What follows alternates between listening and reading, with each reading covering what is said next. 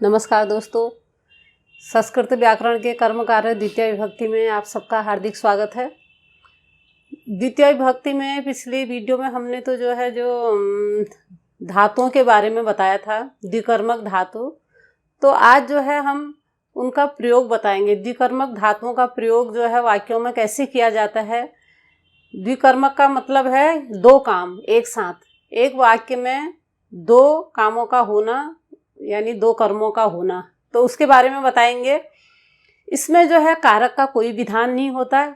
कारकों का विधान मतलब जैसे कारकों का चिन्ह है, कर्ता ने कर्म को करण से, संप्रदान के लिए अपादान से, तो इन चिन्हों का कोई मतलब नहीं होता। चाहे उसमें से आए, मैं आए वाक्य में, तो उसमें द्वितीय विभक्ति का ही प्रयोग होगा। तो ये संस्कृत में जो है 16 धातुएं ऐसी हैं जिनमें द्वितीय विभक्ति का ही प्रयोग किया जाता है। पिछली वीडियो में मैंने आपको बताया था दुह, याच, पच, दंड, रुध, पृछची, ब्रू, सास, जी, मथ, मुस, नीहरी, कृस्वह। तो ये शब्द आपको याद हो गए होंगे। इनका जो है वाक्यों में प्रयोग कैसे किया जाता है वो आपको बताऊंगी। इसमें एक वाक्य में दो काम, दो कर्म हैं, इसलिए इनको जो है द्विकर्मक क्रिया कहा जाता है। इनमें हमेशा द्वितीय विभक्ति का ही प्रयोग होता है। तो देखिए, जैसे दूह, दुहना, तो इसका जो है वाक्य में वाक्य है इसका, ग्वाला गाय का दूध दुहता है। ग्वाला गाय का दूध दुहता है। तो इसमें दूह जो है धातु है, दुहना। तो इसमें एक कर्म तो गौड़ होगा और दूसरा होगा प्रधान। तो गौड़ कर्म किसे कहते हैं? गौड़ कर्म है जैसे गाय का दूध, गाय इसमें गौड़ है यानी मुख्य है, और दूध जो है वह प्रधान कर्म है। दो कर्म होते हैं इसमें, एक तो गौड़ कर्म होता है, एक प्रधान कर्म होता है। गौड़ कर्म यानी गाय है और दूध जो है वह प्रधान कर्म है। तो ग्वाला गाय का दूध दुहता है, इसकी संस्कृत हो गई गोपालः गां दुग्धम दोग्धि। अब इसमें गाय में भी द्वितीय विभक्ति का प्रयोग हुआ है और दुग्धम में भी द्वितीय विभक्ति का प्रयोग हुआ है। तो दोनों इसमें ये गाय, ये तो गौड़ है, मैंने यहाँ दो दे दिए हैं, गौड़ कर्म और प्रधान कर्म। तो यहाँ गाम जो है वह द्वितीय विभक्ति का प्रयोग हुआ है, गौड़ कर्म है, और दुग्धम जो है वह प्रधान कर्म है। जब गाय होगी तभी उसका दूध दुहा जाएगा, तभी दूध जो है प्राप्त होगा। तो मेन चीज जो है वह गाय है, गाय से ही दूध प्राप्त होता है। तो गाय जो है गौड़ कर्म में आएगी। तो गाम में द्वितीय विभक्ति है और दुग्धम में भी द्वितीय विभक्ति का प्रयोग हुआ है। दूसरा वाक्य है याच, मांगना। ये भी धातु है, याच धातु, मांगना, याचती याचतः करके इसके रूप चलते हैं। तो वामन बलि से पृथ्वी मांगता है। वामन यानी आपको ब्राह्मण जो है, वामन जो है, बलि राजा है, उससे जो है पृथ्वी मांगता है। तो इसमें वामन जो है क्या है, गौड़ कर्म है, इसमें द्वितीय विभक्ति है। वामन में नहीं, बलि में, वामनो बलिम वसुधाम याचति। वामन तो एक वचन का है। तो बलि से यहाँ पर बलि से वाक्य में से आया है, क्योंकि इसमें जो है द्विकर्मक क्रियाओं में कारकों का कोई विधान नहीं होता। से पृथ्वी मांगता है, यानी बलि से पृथ्वी मांगता है। तो इसमें बलिम में द्वितीय विभक्ति आई है और पृथ्वी में भी द्वितीय विभक्ति आई। वसुधाम याचति, यानी बलिम वसुधाम याचति, बलि से पृथ्वी मांगता है। तो बलि यहाँ क्या है, राजा बलि क्या है, यहाँ पर गौड़ कर्म है, और वसुधाम यानी पृथ्वी क्या है, प्रधान कर्म है। जब राजा बलि है तभी वह पृथ्वी दान में दे सकते हैं। उसके बाद है पच पकाना। ये भी एक धातु है। तीसरा पच पकाना, माता चावलों से भात पकाती है। एक उदाहरण है, इसमें जो है माता तंडुलान ओदनम पचती। चावल जो है द्वितीय का बहुवचन है, मैंने यहाँ पर आपको रूप दे रखे हैं। एक वचन का है, औ आन, यानी आन बहुवचन का है। तो चावल एक दाना नहीं है, बहुत सारे हैं, बहुवचन में आता है। तो तंडुलान ओदनम यानी भात, पचती। तो यहाँ जो है दो कर्म हैं, चावल और भात। तो इसमें जो है दोनों में ही द्वितीय विभक्ति का प्रयोग होगा। तंडुलान यानी द्वितीय विभक्ति बहुवचन का प्रयोग हुआ है, ओदनम ओदनम। तो तंडुलान जो है वह गौड़ कर्म है, ओदनम प्रधान कर्म है। जब चावल होंगे तभी क्या होगा, भात बनेगा। तो इसलिए चावल क्या है, गौड़ कर्म है, और भात क्या है, ओदनम प्रधान कर्म है। तो ये जो है गौड़ और प्रधान आप समझ गए होंगे, इसलिए इनको द्विकर्मक क्रिया कहा जाता है और इसमें कारकों का कोई विधान नहीं है। दंड यानी दंड देना। राजा दुष्ट व्यक्ति को 100 रुपये दंड देता है। राजा निरपौह कहते हैं राजा को। दुर्जनम सतम दंडयति। तो यहाँ पर दुर्जन व्यक्ति और सतम यानी 100 रुपये दोनों जो है प्रधान है। ये गौड़ कर्म है, ये प्रधान है। तो दुर्जन यह है गौड़ कर्म, इसमें भी द्वितीय विभक्ति है, सतम में भी द्वितीय विभक्ति है। दोनों में द्वितीय विभक्ति का प्रयोग होता है। रुद रोकना। किसान गाय को बाड़े में रोकता है। कृषको धेनुम व्रजम रुणद्धि। तो यहाँ पर गाय में भी द्वितीय विभक्ति है और बाड़े में व्रजम में भी क्या है, द्वितीय विभक्ति है। क्योंकि वाक्य में मैं आया है, मैं जो है क्या है, सप्तमी विभक्ति होती है ना, तो इसमें कारक का कोई विधान नहीं है, इसलिए इसमें भी द्वितीय विभक्ति का ही प्रयोग होगा। तो दोनों में क्या है, द्वितीय विभक्ति। धेनु व्रजम रुणद्धि। तो धेनु क्या है, गाय क्या है, गौड़ कर्म है। व्रजम इसमें क्या है, प्रधान कर्म है। जब गाय को बाड़े में रोकता है। उसके बाद है पृच्छ पूछना। गुरु शिष्य से प्रश्न पूछता है।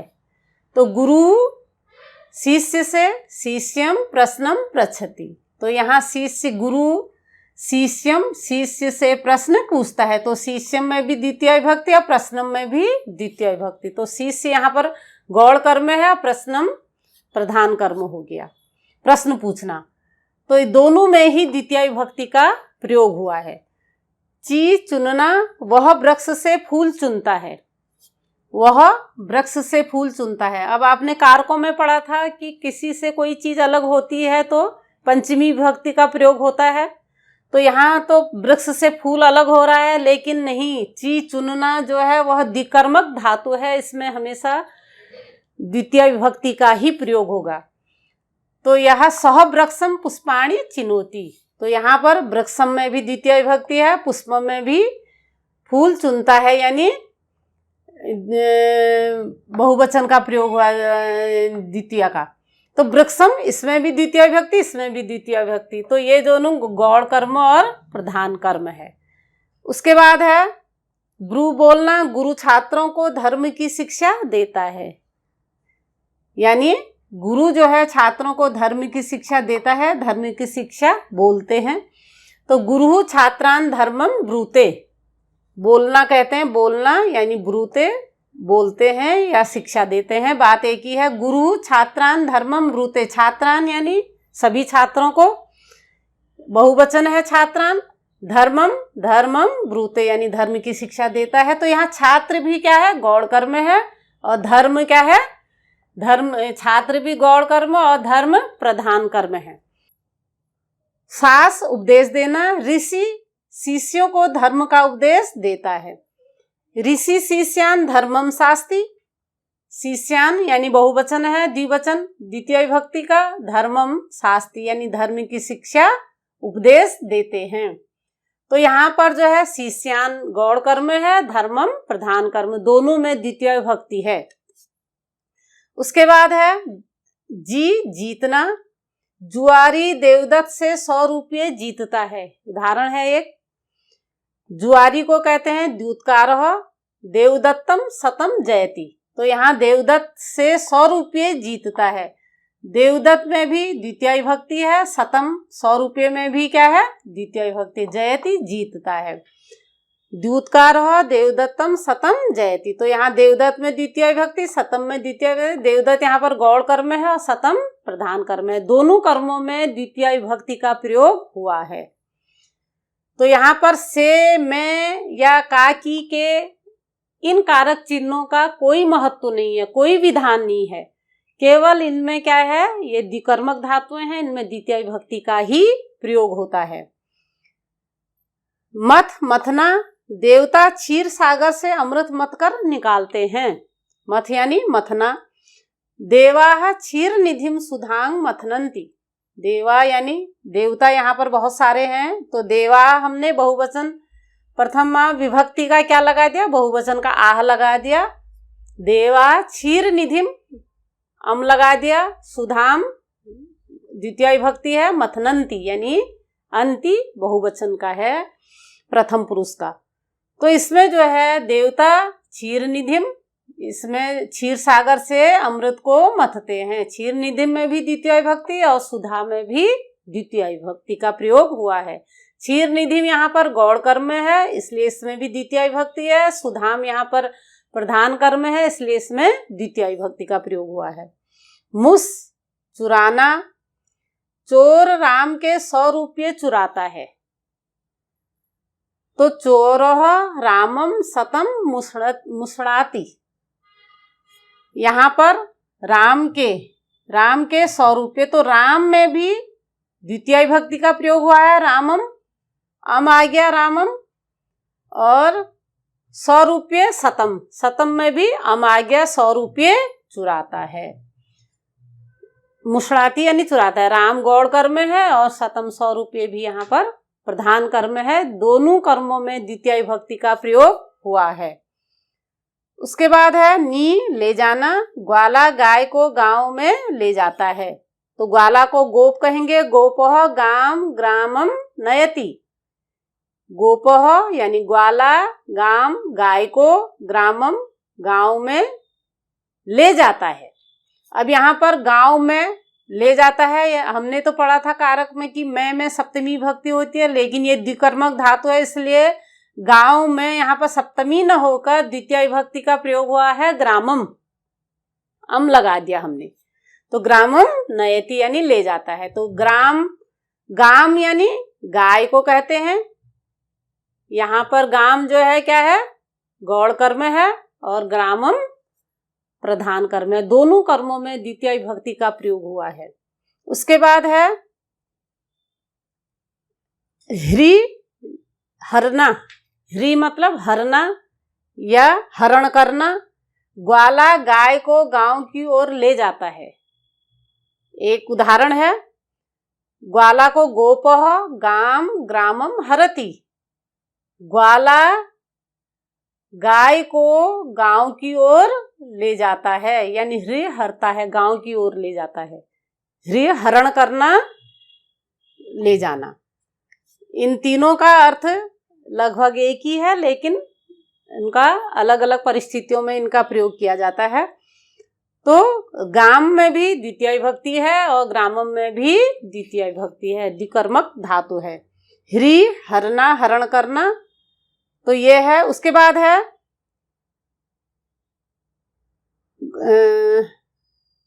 नी, ले जाना, हो गया, दोनों हो गए, ह्री भी हो गया। कृस, खींचना, वह कुएं से जल खींचता है, कृस खींचना।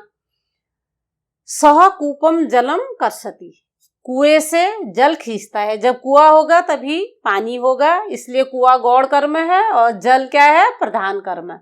कूप में भी द्वितीय विभक्ति, जलम में भी द्वितीय विभक्ति, क्योंकि कुएं, जल का वजूद क्या है, कुआं है। जब कुआं होगा तभी उसमें जल होगा, तभी वहां से जल खींचा जाता है, कुएं से जल खींचा जाता है। कुआं जो है गौड़ कर्म है और जल क्या है, प्रधान है। तो दोनों कर्मों में क्या है, द्वितीय विभक्ति का प्रयोग हुआ है। कूपम गौड़ कर्म और जलम प्रधान कर्म, गौड़ कर्म प्रधान कर्म दे रखे हैं। उसके बाद वह, ले जाना, वह बैलों को खेत की ओर ले जाता है। कृस, ले जाना। सह बलिवरदान क्षेत्रं वहति। बलिवरदान में भी द्वितीय विभक्ति का प्रयोग हुआ है, यानी बहुत सारे बैल हैं, बहुवचन का प्रयोग है, बलिवर्दानम। क्षेत्रम एक वचन है, खेत की ओर ले जाता है, वहति ले जाता है। वह वहन करना या ढोना या ले जाना एक ही बात है। तो सह बलिवर्दानम, बलिवर्दान क्षेत्रं वहति, बलिवर्दान यानी बैलों को बहुत सारे हैं तो बहुवचन का प्रयोग हुआ है, आन आया है। क्षेत्रम खेत की ओर, खेत एक है, खेत तो अम आया, वहति ले जाता है। तो बलिवर्दान यहाँ पर गौण कर्म में है, बैल और खेत यहाँ पर प्रधान कर्म है। तो ये है द्विकर्मक धातुएं। इनमें जो है कर्ता कारक चिन्हों का कोई विधान नहीं होता, दोनों में ही दो कर्म होते हैं, दोनों में ही द्वितीय विभक्ति का प्रयोग किया जाता है। और आपको ये याद करने हैं, आपकी नॉलेज में होनी चाहिए। आप जो है अनुवाद, इससे जो है अनुवाद करने में कोई गलती नहीं होगी। तो ये जो है रूप याद कर लेना। प्रथमा विभक्ति अह औ आ, द्वितीय विभक्ति अम औ आम। तो कैसा लगा ये वीडियो? इसको लाइक और शेयर करें और हमारे चैनल को सब्सक्राइब करें। धन्यवाद।